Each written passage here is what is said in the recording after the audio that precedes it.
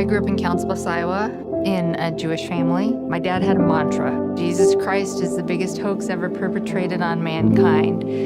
Christians are idiots for having hope. Your life has less significance than the smallest speck of dust in this infinite universe. We were in an accident where another horse ran into my horse. She reared up, flipped over backwards with me on her back, and fell across my body. As she hit my chest, I immediately left my body. I was up 30, 40 feet in the air. I just left. I knew I was dead. And as I was up there, I noticed that even though it was a cloudy day, this light was shining over my shoulders. There was a light over my shoulders, and it was illuminating everything in front of me. And I realized there was a person standing right there. And he moved forward, and he was standing. We were up in the air, but we were standing. And he is standing right next to me, and I looked at him, and he looked at me, and it's like, oh, Jesus. Oh, hey. It was like, how you doing? I knew that I had known him my entire life. It was not a surprise. I was not shocked. I was not thinking, what is a nice Jewish girl like me seeing Jesus? Why am I seeing Jesus? No, I knew this man. I knew him. And he was smiling at me. We were talking, but I mean, it's not like my mouth was moving, but I know we were talking. And he very quickly showed me my life. I didn't have a whole lot to see because really and truly I was a good kid. And I saw him from the time I was formed in my mother's womb. He had been with me. He had always been with me all my life. And,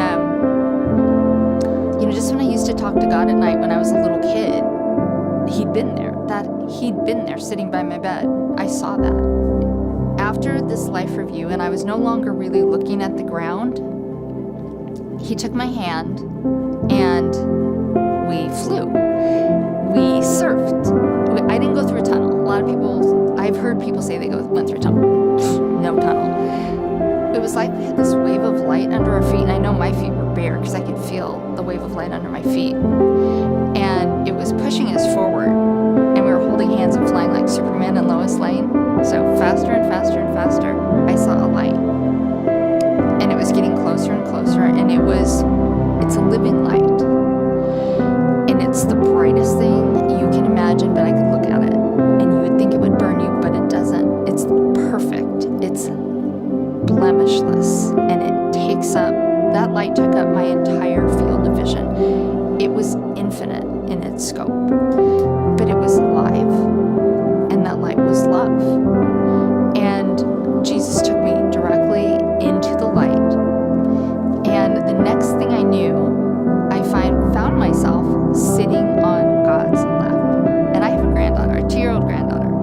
And, if she needs comforting or she wants to be held, she'll sit on my lap and bury her face in my chest, and I'll put my arms around her, and she'll have her arms around me. That's what I was doing. I was like a little kid.